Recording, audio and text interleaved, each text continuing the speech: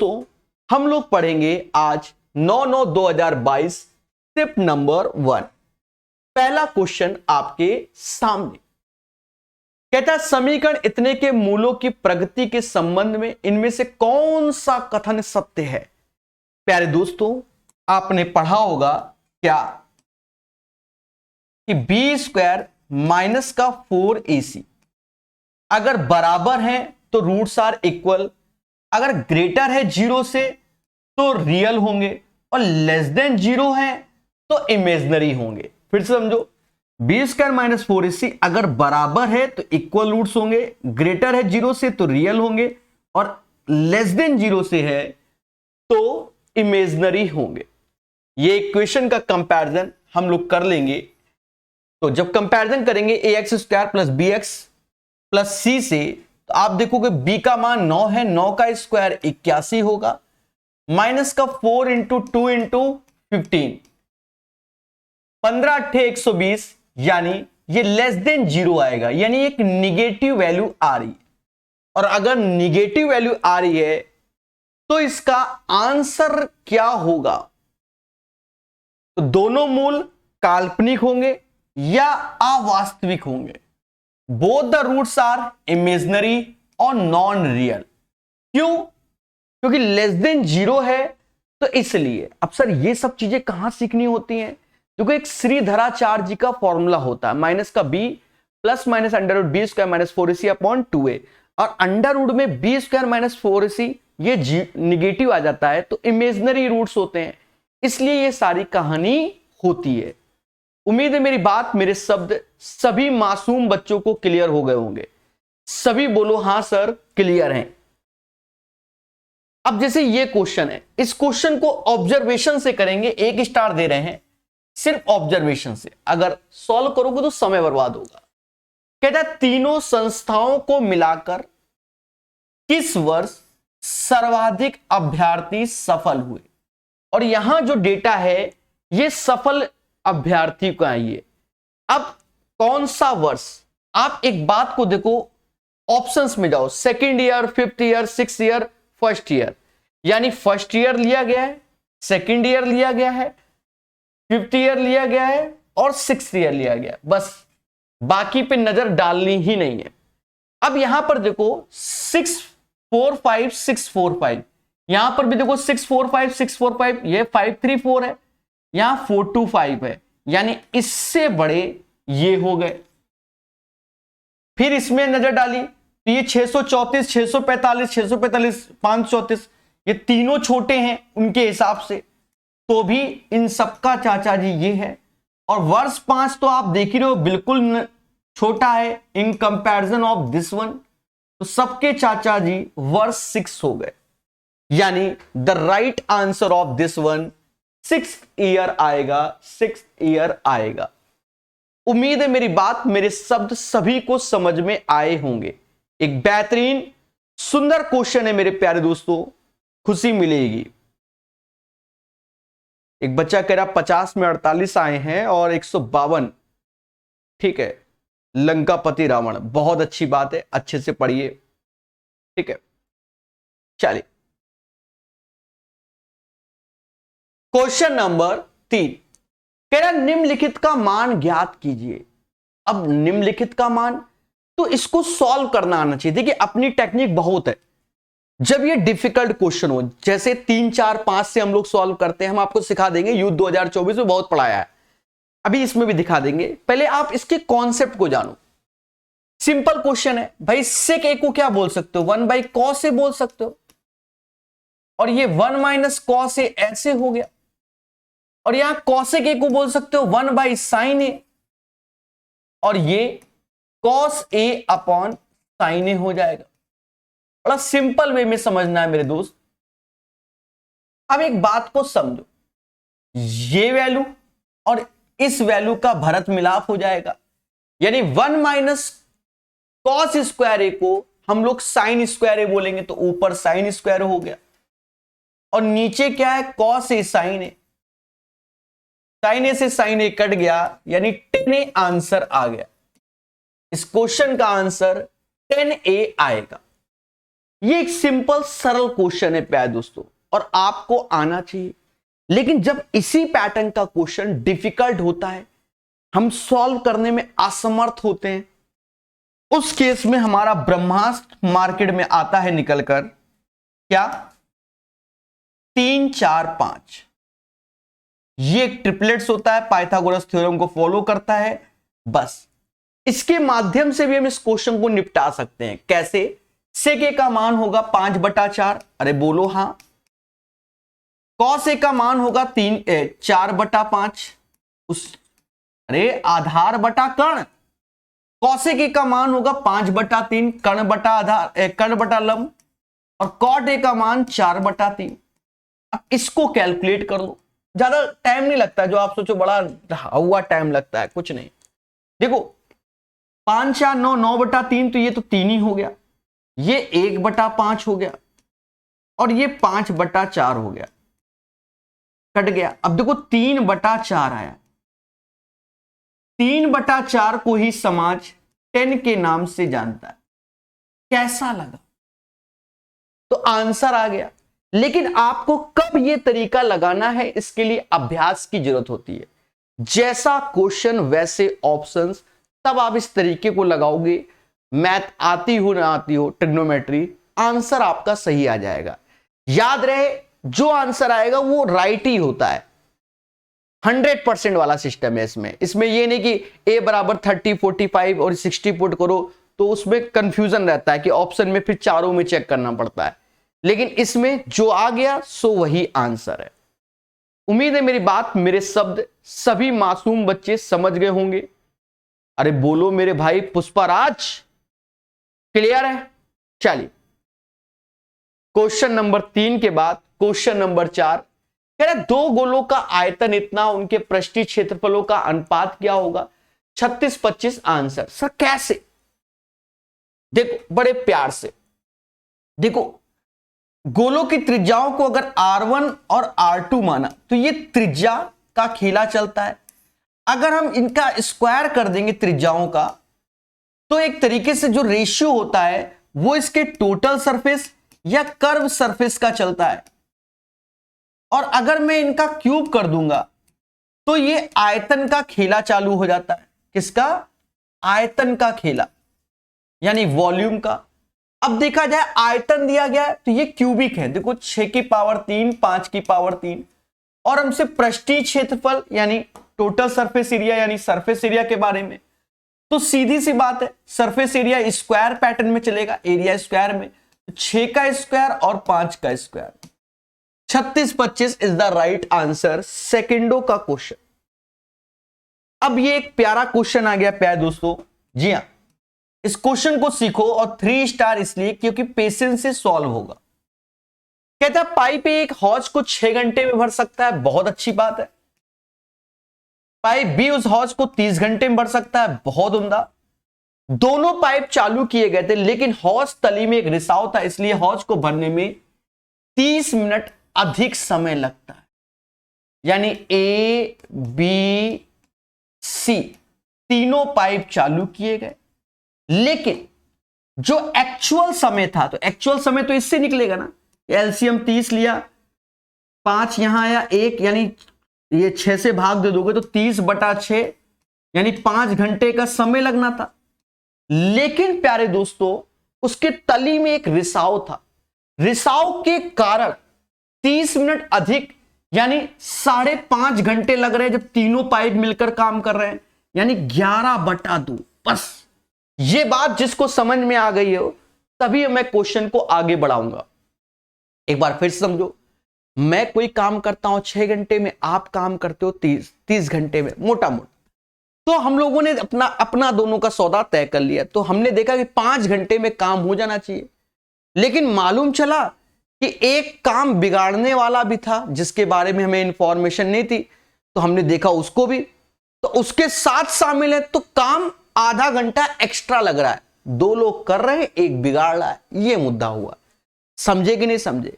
तो पहले एक्चुअल तो होना था 5 घंटे में, पर बिगाड़ने वाले के बारे में इंफॉर्मेशन नहीं थी, तब भी हम लोगों ने काम कर दिया 5.5 घंटे में, तीनों लोगों ने मिलकर। क्या मेरी बात समझ पे आए? अब देखो थोड़ा सा खेलना है, ज्यादा नहीं, यही पेशेंस से इसी को ही टोटल वर्क समझो। सर क्यों एलसीएम लो? अरे सब ठीक है, आपने बेसिक हमसे पढ़ा है तो बताया है ना, एलसीएम कुछ भी हो कोई फर्क नहीं पड़ता, ठीक है, आपके प्रोसेस सही होने चाहिए। तो अब मैं इसको 11/2 से भाग दे देता हूं, तो 60/11 आ जाएगा। कितना? 60/11, यानी तीनों मिलकर तीनों की क्षमता 60/11, लेकिन ए की क्षमता 5 है, बी की क्षमता 1 है, तो सी की क्षमता निकालनी है। तो 60/11 में से 6 कम कर दो, यानी माइनस का 6/11 क्षमता होगी किसकी? सी की। कितनी होगी? माइनस का 6/11 क्षमता। अब सी की जब माइनस 6/11 क्षमता है और काम कराना है उसको ये 30 पूरा का पूरा, तो 30 अपॉन माइनस का 6/11, 11 से देखो नसेबाजी, 6 से ये 5 बार में गया और इसमें गुणा कर दोगे तो 55, माइनस का माइनस साइन ये शो करता है कि टंकी को खाली कर रहा है कितने घंटे में? 55 घंटे में। कैसा लगा मेरे दोस्त? इसीलिए कह रहे हैं ग्रुप डी के क्वेश्चनों को सीखना है और आपको बेनिफिट होगा, यह बात याद रखना। अगर किसी क्वेश्चन में, अच्छा एक बच्चा कह रहा है 11/2 कहां से आया? अरे मेरे देवता, नशेबाजों का पूरा शुरुआत से 2 बार बताया हमने कि हम दोनों मिलकर काम कर रहे हैं। 6 और 30, 30 आया, 6 से भाग दिया तो 5 घंटे में हम दोनों मिलकर काम कर लेंगे। लेकिन एक ठो बिगाड़ने वाला भी था जिसके बारे में मालूम चला, तो कह रहा है इसलिए हौज को भरने में 30 मिनट अधिक लगे, यानी लगने थे 5 घंटे, अब 30 मिनट अधिक, 30 मिनट को आधा घंटा बोलत है। 5 सही 1/2 तो उसको 11/2 बोलत है। कछु समझे कि नहीं समझे? देखो प्रॉपर लेक्चर को देखा करो, बीच में आते हो वाई दिस कोलावरी, तीसरी बार बताना पड़ गया। एक क्लास के विद्यार्थी द्वारा गणित में प्राप्त औसत अंक 70 है। लड़कों द्वारा प्राप्त औसत अंक लड़कियों द्वारा प्राप्त औसत अंक से 20% अधिक है। यदि लड़कियों की संख्या का अनुपात इतना है तो लड़कियों द्वारा प्राप्त औसत अंक, आपको बेसिक से करोगे बहुत फास्ट हो जाएगा। पहले समझो, एक क्लास के विद्यार्थियों के गणित में औसत अंक 70 है, यानी पूरी क्लास के ओवरऑल 70 एंड एवरेज में अंक है। यहां हमसे कहता है लड़कों द्वारा प्राप्त औसत अंक लड़कियों द्वारा प्राप्त से 20% अधिक है। देखो 20% का मतलब होता है 1/5, यानी लड़कियों के अगर 5 आ रहे हैं यानी 5x, तो लड़कों के 6x आएंगे। या तो ये समझो 100x 120, तो रेशियो 6:5 होगा। यहां मैं वैल्यू ले रहा हूं। सर वैल्यू क्यों ले रहे हो? क्योंकि आगे चल के लड़कों की और लड़कियों की संख्या का भी रेशियो 3:2 दिया गया, तो हमें यहां x पे डिपेंडेंट होना पड़ेगा। अब समझो कैसे करेंगे, बेसिक, बिल्कुल बेसिक। 18 गुणा, भाई ये क्वांटिटी और ये एवरेज है, तो गुणा कर दो। 18x, 5 दूना 10x, और ये 5 गुणा ये 350 हो गया, तो 28x बराबर 350। हमसे कह रहा है लड़कियों द्वारा प्राप्त औसत अंक, लड़कियों द्वारा प्राप्त औसत अंक वो तो 5x है, तो x बराबर 350/28 ऐसे, और 5 का गुणा और कर लो क्योंकि 5 चाहिए, तो 14 से ये कटत हैं कि 14 दूनी 28 और 14 25 होता है, तो 25 पंजा 125/2, 62.5 आ जाएगा। यानी जो गर्ल्स का औसत होगा वो 62.5 आएगा। और ऐसे ही करोगे तो ही सही होगा, अन्यथा खीला हो जाएगा।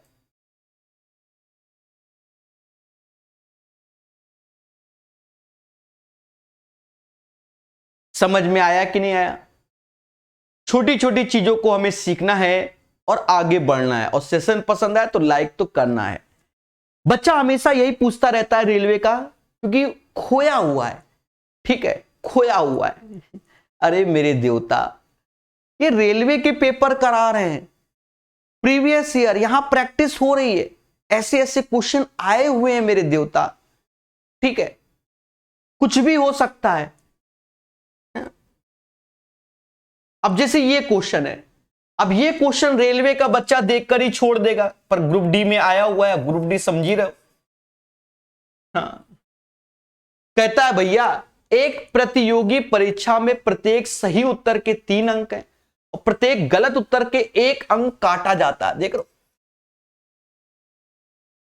सिंधु ने इस परीक्षा में 80 अंक प्राप्त किए। देखो 3 अंक मिलते हैं, माना इसने x क्वेश्चन सही किए, और 1 अंक काट देता है, माना y क्वेश्चन उसने गलत किए। तो x क्वेश्चन सही तो x गुणे 3, और y क्वेश्चन रॉन्ग तो y गुणे 1, 1 नहीं -1 क्योंकि कट रहा है, उसको 80 अंक मिले। यदि प्रत्येक सही उत्तर पे 4, तो अगर x ही क्वेश्चन थे, अब प्रत्येक सही उत्तर पे 4 अंक मिल रहे हैं और प्रत्येक गलत उत्तर पे 2 अंक काट ले रहा है, तो y क्वेश्चन गलत किए पर प्रत्येक बोला गया तो 2y, और ऐसा करने से उसे 90 अंक मिले। अब हमसे यहां कह रहा है यदि सिंधु ने सभी प्रश्नों के उत्तर दिए तो परीक्षा में प्रश्नों की संख्या क्या होगी। मेरे देशवासियों, प्रश्नों की संख्या तो x + y होगी ना, x + y, यानी हमें x y दोनों निकालने पड़ेंगे। और बस ये इक्वेशन सॉल्व कर लो मोहब्बत से, कोई डरने की जरूरत नहीं। 2 का गुणा कर लो, घटा दो, तो ये 6x में 4x गया तो 2x आया, 160 में से 90 गया, 160 में से 90 गया 70 आया, यानी x बराबर 35। पहली में इक्वेशन में रख देता हूं, पहली में रखा तो 35 से आए 105 माइनस y बराबर 80, तो y बराबर 25 हो गया। तो 25 रॉन्ग है, राइट 35 है, और 35 25 60 होता है। 60 is the right answer of this one. ऐसा क्वेश्चन जब आता है पेपर में तो रेलवे का बच्चा घबरा जाता है, क्योंकि वो 4 लाइन पढ़ना ही नहीं चाहता और टीचर भी उसको पढ़ाना नहीं चाहता। ठीक है, ये भी है ना। तो इन सेटों को लगाने से बहुत बेनिफिट है। समझ में आया कि नहीं आया? और पेशेंस के साथ सॉल्व करोगे तभी। वैसे तो ये क्वेश्चन मिक्सचर एंड एलिगेशन से बनता है मुकेश जी, लेकिन मिक्सचर एंड एलिगेशन से उसमें ये डबल कंडीशन नहीं होती। उसमें क्या होता है कि इतना क्वेश्चंस किया, मतलब इतने का पेपर है, इतने अंक आए, सही के 3 हैं, रॉन्ग मतलब सही अंक में 3 मिलते हैं, गलत में 1 कट जाता है, ओवरऑल उसका ये होता है। समझ गए ना? लेकिन यहां पर 2 बार कंडीशन दे दी है। अब 2 बार मिक्सचर एलिगेशन कहां से लगाओगे तुम? इंफॉर्मेशन भी तो होनी चाहिए। देखो मैं पेपर का प्रेजेंस ऑफ माइंड की बात कर रहा हूं, ये बात हमेशा याद रखना। ठीक है, देखो हर क्वेश्चन का कोई ना कोई शॉर्टकट होता ही होता है अगर आप कीमती समय लगाएंगे।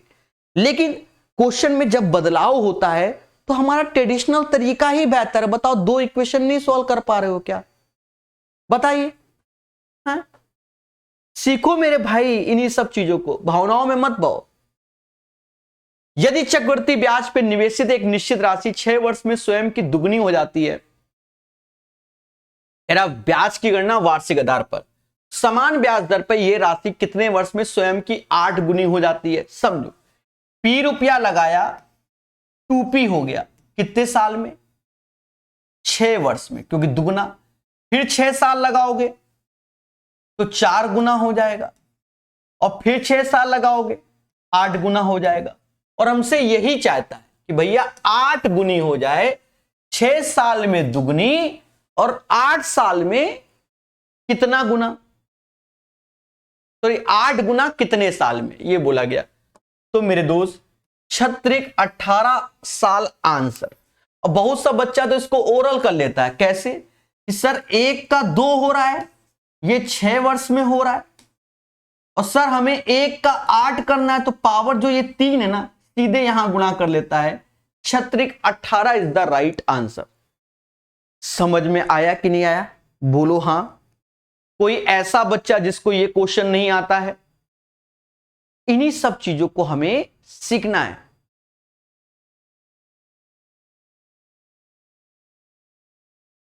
देखो एक बच्चा कह रहा है क्या सीजीएल से टफ रहता है? कि देखो कुछ भी होता है, आजकल जो पेपर के लेवल हैं, जो मैं सेट देख रहा हूं, जो मैं देख रहा हूं, कोई भरोसा नहीं कौन से लेवल का पेपर आ जाए। यूपी पुलिस कांस्टेबल से ही समझ में मुझे आ गया। मैं लेटेस्ट क्यों करा रहा हूं इस वक्त, सीएचएसएल 2024 करा दिया, सीजीएल 2024 करा रहा हूं, यूपी पुलिस कांस्टेबल्स 10 सेट करा दिए मैंने लेटेस्ट में। क्यों? वो इसीलिए करा रहा हूं कि मैं भी अपडेट हो जाऊं लेटेस्ट वर्जन को देखते हुए। समझ गए ना? कुछ भी हो सकता है, कोई सेट बिल्कुल हल हुआ है और किसी सेट में ऐसा कि हवा भी नहीं आ रही है। अब ये डिपेंड करता है किस्मत कौन सी है पेपर में। हाँ, डसने वाले आ रहे हैं कि आसान वाले आ रहे हैं। संख्या 36, 54, 72, 96 का एलसीएम क्या होगा? अब देखो, एक जुझारू बच्चा इसका एलसीएम लेने लग गया। एलसीएम निकालेंगे फला टीचर, कुछ नहीं मेरे भाई, 9 का मल्टीपल तो होना ही चाहिए। क्या ये 9 का मल्टीपल है? नहीं। 8, 6, 14 ये है 18, 17 नहीं, मुद्दा ही खत्म। 864 इज द राइट आंसर।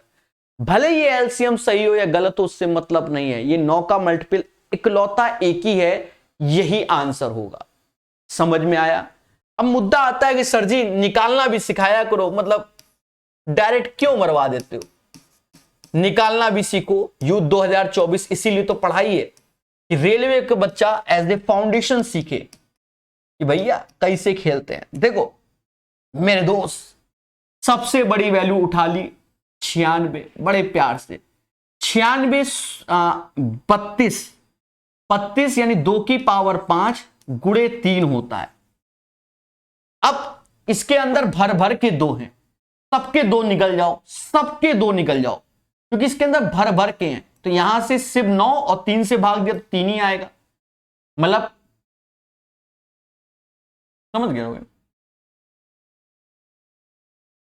और इसके भी निकल जाओ, 9, 3 आएगा यहां पर भी, क्योंकि 24 चौका 96, इसमें भर भर के 3 है, इसमें 9 आ जाएगा।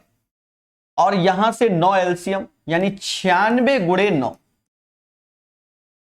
9 को 54, 5 हासिल, 81, 5 86, 864 एलसीएम होगा। लेकिन इसके लिए आपको दिमाग लगाना पड़ेगा। दिमाग क्या, एक बार फिर से समझो।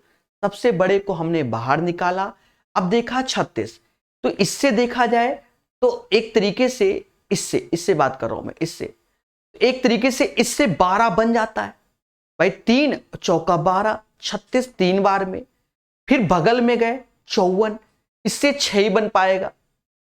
3 और 2 6, तो यहां पर 9 बचा, यहां 72, तो इससे क्या बन पाएगा 24, क्योंकि इस 2 की पावर 3 8, ત્યાં 24, 24 से ये चला गया, तो 3 बार में 3 9 3 का एलसीएम 9 होता है। तो 96 में 9 का गुणा करोगे 864 आएगा। क्या मेरी बात ये समास सीख पा रहा है? अरे बोलो मेरे देवताओं। चलिए चंदन जी, सीखो मगर प्यार से। एक चतुर्भुज एबीसीडी में यदि कोण बी और डी का योगफल इतना है जबकि ए और सी का अनुपात इतना है, तो सी का माप क्या होगा? देखो मेरी बात को समझो। कैसा भी करके चतुर्भुज बना लिया, कैसा भी, जो आपकी श्रद्धा हो। अब क्वेश्चन को पढ़ लो। कह रहा है बी और डी का, तो भाई नामकरण मैं कर देता हूं, ए बी सी डी। तो कह रहा है बी और डी इन दोनों का योग 150 है, तो बाकी का रेशियो। तो अब डायग्राम की जरूरत नहीं थी, सिर्फ समझाने के लिए। एक बात समझे, चतुर्भुज के चारों कोणों का योग कितना होता है? तो सर जी 360 होता है। उसमें से 150 कम कर दोगे तो 210 आएगा। अब यही 210 दो लोगों में बटेगा, जो कि 4 और 3 के रेशियो में, यानी 4:3 के रेशियो में। सभी बोलो हां। 4 और 3 के रेशियो में यही 210 बटेगा, और ये ए है और ये सी है। तो 4 3 7, 7 बराबर 210, 1 बराबर 30 के। तो हमसे सी पूछा गया है, तो 3 गुणे 30 90 इज द राइट आंसर। ठोको लाइक, बोलो हां। सिंपल सरल सॉल्यूशन आपके सामने।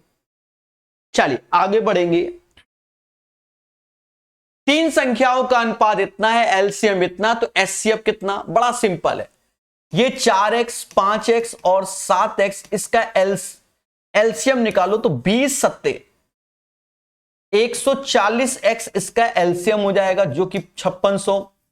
140 से भाग दोगे x जो कि सभी में कॉमन है तो वही इसका एचसीएफ होगा 40। कहता है हमसे दी गई आकृति L और M हमारे क्या है, पैरेलल है। P एक त्रियक रेखा है और बाकी एंगल 1 और 2 इन दोनों का जो रेशियो बोल रहा है वो 4:11 बोल रहा है। तो हम जानते हैं ये स्ट्रेट लाइन है, ये स्ट्रेट लाइन है, तो इन दोनों का योग यानी 15 180 डिग्री के बराबर होगा। तो 12 का गुणा हो जाएगा यानी 12 चौक 48 और 12 गुणे 11 132 होता है। यानी एंगल 1 हमारा 48 डिग्री होगा और एंगल 2 हमारा 132 डिग्री होगा। फिर हमसे कहता है 7 और 8 बताओ। अब आपको मेहनत नहीं करनी है, बस यही ध्यान देना है। 7 और 8 के बारे में हमसे चर्चा करना चाहता है। तो एक चीज समझो, पहले सुनो, एंगल 2 ये है, इसका वर्टिकली अपोजिट एंगल ये होगा 4 और ये 4 है, तो ये कॉरस्पॉन्डिंग से ये भी मतलब 2 4 के बराबर 4 8 के बराबर। तो 2 एंगल 132 है तो 8 132 डिग्री हो जाएगा। फिर से समझो, फिर से एंगल 1 का वर्टिकली अपोजिट एंगल शीर्षाभिमुख 3 है और संगत कोण से ये 3 है तो ये 7, 3 बराबर 7 के, यानी 1 बराबर 3 3 बराबर 7, यानी ये वाला 48 डिग्री आ जाएगा। देखो यहां 132 लिखा है, वो आपको हो सकता है कि क्या दिख रहा हो 130 दिख रहा हो, लिखा था 32, समझ गए ना, लिखा था 32। Right answer of this one 132 degree और 48 डिग्री।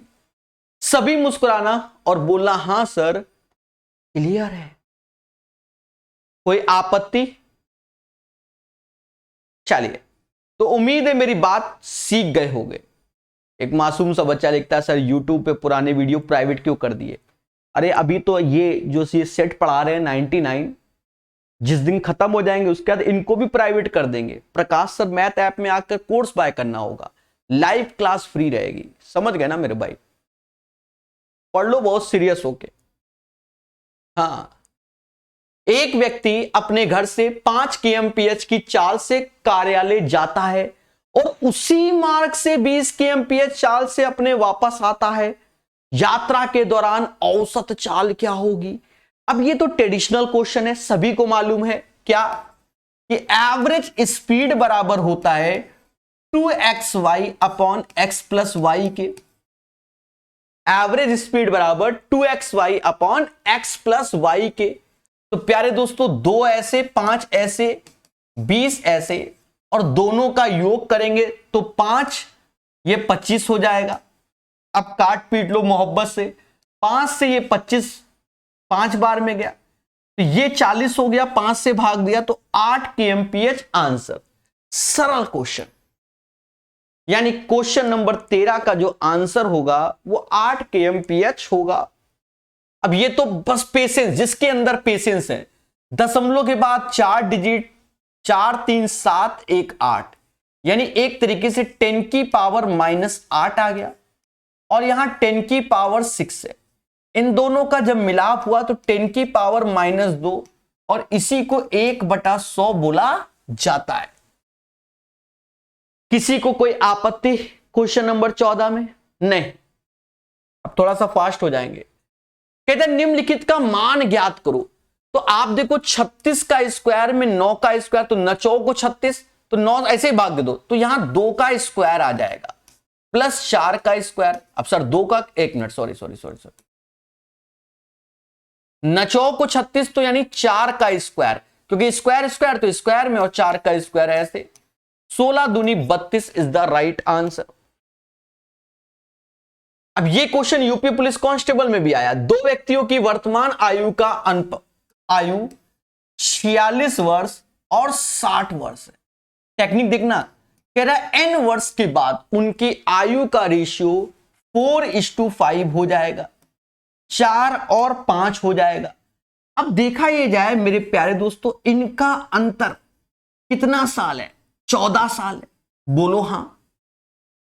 तो याद रहे, जिंदगी के बाद भी और जिंदगी के साथ भी 14 साल का ही अंतर होना चाहिए। कितने का? 14 साल का ही अंतर। ये बात अच्छे से याद है भाई। मैं आपसे 14 साल छोटा हूं तो हमेशा छोटा रहूंगा, चाहे n वर्षों के बाद भी देख लोगे तो भी छोटा रहूंगा। यानी मेरे दोस्त इसका अंतर तो 1 है, यानी 14 का गुणा कर लो, अंतर बराबर। अब ये मोदी जी 56 साल के हो गए, समझ गए ना, ये 46 ये 56, तो कितने सालों के बाद ये मैटर आया? 10 सालों के बाद। तो 10 इज द राइट आंसर। दोस्तों जब एग्जाम में ये क्वेश्चन आएगा, बड़े पेशेंस के साथ सॉल्व करना है। सॉल्यूशन को आप समझिए। कहता है ए और बी दोनों के औसत निवेशों का योग और बी और सी के औसत के निवेशों के योग का कितना परसेंट है। यानी देखा ये जाए a प्लस बी बाई 2 ऐसे ही b plus C by 2 into 100। ये 2 से 2 कैंसिल हो जाएगा। इसको जोड़ते समय सावधानी रखना, 3 जीरो ऐसे आएंगे। अब 10 4 14, 14 और 14 17 31, 3 हासिल, 7 3 10, 10 दूना 20 और 6 26। इसको जोड़िए, 3 जीरो ऐसे ही आ जाएंगे। 6 4 10 और 13 23, 2 हासिल, 8 2 10, 4 14, 5 19, 19 10 29। 3 जीरो ऐसे ही आ जाएंगे। 20 5 25, 2 हासिल, 10 4 14, 2 16 और 16 13 29। अब पहले हमें ए और बी के डेटा को जोड़ना है, तो इसको जब जोड़ेंगे 4 ऐसे हो जाएगा, 5 और ये 5 हो जाएगा। सिमिलरली 29 दूना 58 ऐसे हो जाएगा और 8 000 ऐसे इंटू 100। बड़े प्यार से भाग दीजिए, ईमानदारी के साथ। सर कैसे देते हैं ध्यान दो। 5 5 4 00 अंदर जाएगा, 5 8 8 ऐसे, 9 बार में 9 8 72, 7 हासिल, 72 7 79, 7 हासिल, 45 7 52। घटाओगे तो ये 8 आ जाएगा, 13 में से 9 गया, 4 आ जाएगा। और ये अब यहां देखो, अगर मैं 4 का गुणा करता हूं तो 5 चौका 20, यानी इसके नियरेस्ट वैल्यू आ जाएगी। तो 94 पॉइंट समथिंग, यानी D is the right answer of this one. उम्मीद है ये क्वेश्चन सबको समझ में आया होगा, बोलो हां। नेक्स्ट क्वेश्चन कहता है भैया इसकी माध्यिका ज्ञात करो। अब माध्यिका ज्ञात करना है प्यारे दोस्तों, तो सबसे पहले इसे असेंडिंग ऑर्डर, बढ़ते हुए क्रम में लिखना है। सबसे पहले आएगा 4, लेकिन ये 4 2 बार है तो 4 ऐसे, फिर 6 आएगा बिल्कुल ध्यान से ही, फिर उसके बाद 7 आएगा, फिर 8 8 2 बार आ जाएगा, 8 8 2 बार आ जाएगा। फिर प्यारे दोस्तों आएगा कितना? 9 आ जाएगा, फिर 11 आ जाएगा, फिर 12 आ जाएगा और फिर 14 आ जाएगा। ये वैल्यू हमारे सामने आ गई। अब हमें निकालना है माध्यिका, तो यहां से मैंने 4 काटे तो यहां से भी 4 काटो और इन दोनों के योग का आधा ही हमारी माध्यिका हो जाएगा, यानी 18 का आंसर 8 आएगा। 19 नंबर बढ़िया क्वेश्चन है, पेशेंस से। एक दुकानदार अपने अंकित मूल्य पे 4% छूट देता है यदि किसी वस्तु का क्रय मूल्य इतना है और 10% लाभ प्राप्त करता है उसका अंकित मूल्य। याद करो प्यारे दोस्तों, हम दो चीजों को जानते थे, सीपी और एमपी पे जब क्वेश्चन होता है तो हम लोग यहां डायरेक्ट खेलते हैं सीपी और एमपी में। ये क्या, 100 माइनस डिस्काउंट ऐसे और 100 प्लस प्रॉफिट ऐसे, इस टाइप से बिल्कुल माइंड में रटा होना चाहिए। अब क्वेश्चन में देखते हैं कि पहली 4% छूट है तो 100 में 4 गया तो ये 96 आया, और फिर हमसे कह रहा है 10% लाभ है तो 100 में जोड़ दोगे तो 110 आया। अब इसके बाद चाहो तो रेशियो में सेटलमेंट कर लो इनका, भाई ये 48 हो गया और ये 55 हो गया, इस टाइप से। हाँ कर लो थोड़ा सेटलमेंट, 48 और 55। अब हमसे कहता है कि प्रभु इसका क्रय मूल 120 है, तो विक्रय अंकित मूल बताओ, एमआरपी 48 बराबर 120 के, तो इसका जस्ट 2.5 गुना होता है, तो इसका 2.5 गुना आंसर आएगा। बस इतनी कैलकुलेशन है। 25 50 125 12 हासिल, फिर 125 ऐसे, तो 137.5 137.5 is the right answer of this one. और याद रहे इस पैटर्न के क्वेश्चन एग्जाम में आने ही हैं। समझ में आया?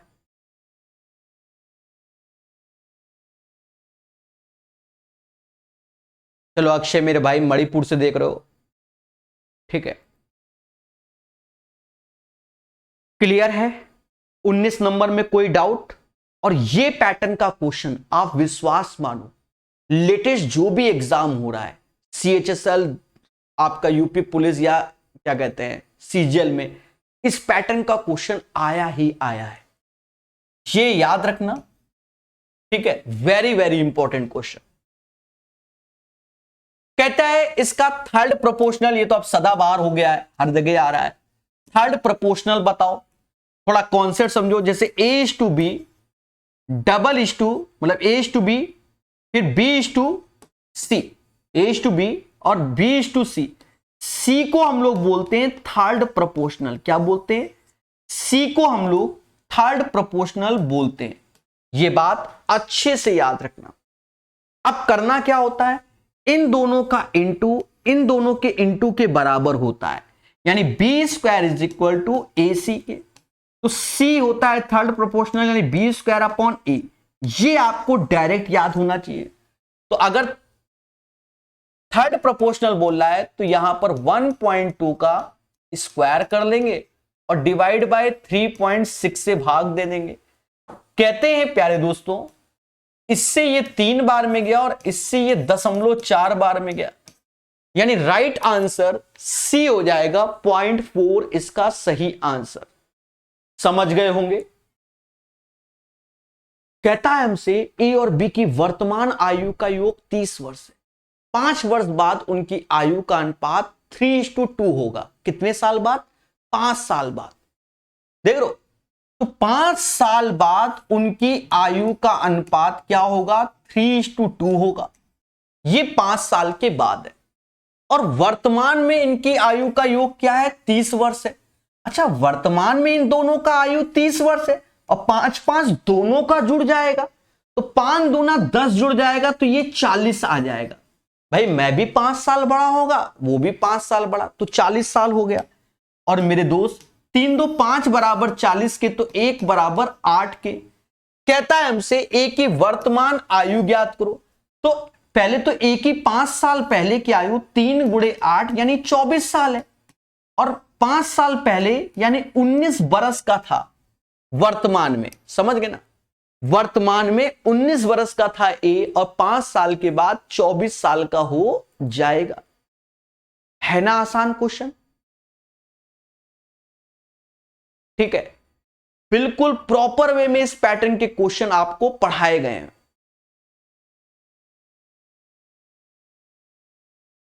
ठीक है, बिल्कुल। अब एक बच्चा कह रहा है कॉन्सेप्ट के लिए यूथ 2024 पढ़ो ना मुझसे। अब यहां तो प्रैक्टिस हो रहा है, यानी आप पढ़े लिखे हो तभी तो प्रैक्टिस करा रहा हूं मैं। अब जैसे ये क्वेश्चन है, ये क्वेश्चन बहुत प्यारा क्वेश्चन है और इसको बहुत पेशेंस से करना होगा। कहता है 4800 की राशि को ABC के बीच इस प्रकार विभाजित किया जाता है कि A के हिस्से और B और C के संयुक्त हिस्से का अनुपात 35 है। रेशियो चैप्टर का क्वेश्चन है और ऐसा क्वेश्चन आपको टाइम एंड वर्क में भी मिलता है, वो आपको याद नहीं पर मिलता है।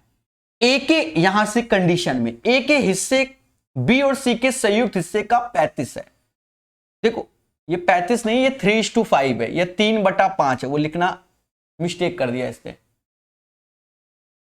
3/5 है। तो ए ऐसे और बी और सी के संयुक्त हिस्से का 3/5 है, 3/5 है। फिर आगे कहता है सी को प्राप्त राशि ए और बी को मिलाकर होने वाली कुल राशि का 5/7 है। सी को प्राप्त और ए और बी का 5/7 है। लॉजिक को समझना। अब मेरे दोस्त इसमें क्या होता है कि इसका योग देखो 8 है, इसका 12 है, पर है तो यहां पर भी ए बी सी, यहां देखो ए बी सी, तो ये अलग कैसे हो गए? ये तो 8 ये 12 सेम होने चाहिए। तो इनका एलसीएम लेते हैं जो कि 24 आ गया, जो कि 24 आ गया। तो 8 में किसका गुणा करोगे? 24, 3 का, तो इसमें भी 3 का। सेम चीज 12 में किसका करोगे? 2 का, तो इसमें भी 2 का। ये लॉजिक याद रखना है। अब हमसे कह रहा है ए के हिस्से और बी के हिस्से का अंतर, तो ए को जो मिलेगा वो 9 मिलेगा। तो ए बी सी का हिस्सा लिख देते हैं। ए को 9 मिलेगा, सी को 5 दूना 10 मिलेगा, और मेरे दोस्त तीनों को 24 मिला है तो 19 ये गया, तो इसको 5 मिलेगा। 9 5 10, इनका योग 24 होता है। और मेरे दोस्त यही 24 बराबर टोटल पैसा कितना दिया गया था? 4800 के। 1 बराबर 200 के, इन दोनों का अंतर पूछा गया। 4 बराबर 4 में 200 का गुणा कर दोगे 800 आ जाएगा। 4 दूना 8, 800 is the right answer of this one. बेहतरीन सुंदर क्वेश्चन। अक्षय मेरे भाई क्लियर हुआ? ठीक है, तो ये एक बेहतरीन और सुंदर क्वेश्चन है जिसे आपको सीखना ही सीखना है। कोई रॉकेट साइंस नहीं, रेशियो चैप्टर पढ़ा होगा। ए और बी और सी का संयुक्त हिस्सा 3/5 के रेशियो से, यहां मिस्टेक था वो सही किया मैंने। और फिर कह रहा है सी को प्राप्त ए और बी के हिस्से का 5/7। अब यहां दोनों में ए बी सी का मान सेम होना चाहिए। 5 3 8, 5 7 12, तो इसका एलसीएम लोगे 24। तो 24 क्या, 8 त्रिका 24, तो सब में 3 3, और 12 दूनी 24, तो सब में 2 2। अब ए की वैल्यू 9 हो जाएगी, सी की वैल्यू 10 हो जाएगी, समझ गए? और बी आपके सामने। उम्मीद है ये चीज हर एक मासूम को क्लियर हुई होगी। 22 के बाद 23 नंबर कह रहा है समीकरण इतने का हल ज्ञात कीजिए। इतने का हल ज्ञात करो, बड़ा सिंपल है। प्लस प्लस साइन तो माइनस माइनस हो जाएगा। नवीन अंगणित RS अग्रवाल में मैंने क्वाड्रेटिक इक्वेशन अलग से पढ़ाया, जरूर पढ़ो। इन दोनों का गुणा 77 पर 11 7 ही 18 होता है, यानी 11 यहां चिपका दो, 7 यहां। स्टार्टिंग में जो ये 11 दिया गया उसी से भाग दे दोगे, तो ये रूट्स आ गए -1 7/11। तो right answer of this one -1 minus का 7/11 हो जाएगा। क्वेश्चन नंबर 23 का सही आंसर आपके सामने। 23 के बाद 24 नंबर, यदि एक वस्तु का क्रय मूल्य 4500 है और विक्रय मूल्य 3500 है तो हानि प्रतिशत ज्ञात करो। सिंपल क्वेश्चन है, 2 जीरो से 2 जीरो कट गए, 5 से भाग दोगे 9 बार में, 5 से भाग दोगे 7 बार में, 9 की चीज 7 में, तो अंतर 2 आया, 2/9 गुणे 100। यानी मेरे दोस्त 1/9 को 1/9 इंटू 100 को हम लोग 11.11% बोलते हैं, और 2/9 को तो 22.22% बोलेंगे। इसका सही आंसर सी हो जाएगा, 24 का सी। समझ गए? चलिए, यहां कहता है निम्नलिखित का मान ज्ञात करो। तो पहले तो मेरे भाई ये पूरा ब्रैकेट है, पूरा ब्रैकेट है, और यहां इंटू लगा हुआ है, और ये इंटू ये ऑफ, तो यहां कोई फर्क नहीं पड़ेगा। आप ऐसे कर लो, और ये 3 गुणे 3 हो जाएगा, और ये 2 बचेगा, यानी 39 डिवीजन में 9/2। तो अब ये रिवर्स हो जाएगा, 39/9 गुणे 2 ऐसे। अब जो जैसे कट जाए काट लो। 13 और 3 26/3 आंसर आएगा। सिंपल वे में हो गया। 25 का आंसर 26/3 आएगा। अब देखो ये जो हमने किया वो पूरा ब्रैकेट था, इसलिए क्योंकि ऑफ भी इंटू पे पर पूरा ब्रैकेट लगा है। अगर ब्रैकेट ना लगा होता तो इसका करने का तरीका कुछ और होता, ये बात अच्छे से याद रखना, सारा खेल इसके ब्रैकेट पे डिपेंड किया मेरे भाई, वरना आंसर कुछ और होता, ये भी ध्यान रखना। यहां कहता भैया इसका मान बता दो, तो देखो भैया इन दोनों का अंतर कितना आएगा 20 और दोनों का योग कितना आएगा 90, 9 से ही भाग देना है, यही x कहलाएगा। यानी ये समाज के लोग इसे 200 के नाम से जानेंगे। भाई ये 10 200 फर्जी क्वेश्चन।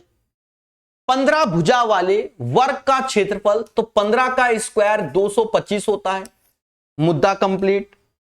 सभी बोलो हां सर, हमें क्लियर हो गया। तो ये सेट हर एक मासूम को क्लियर हुआ होगा।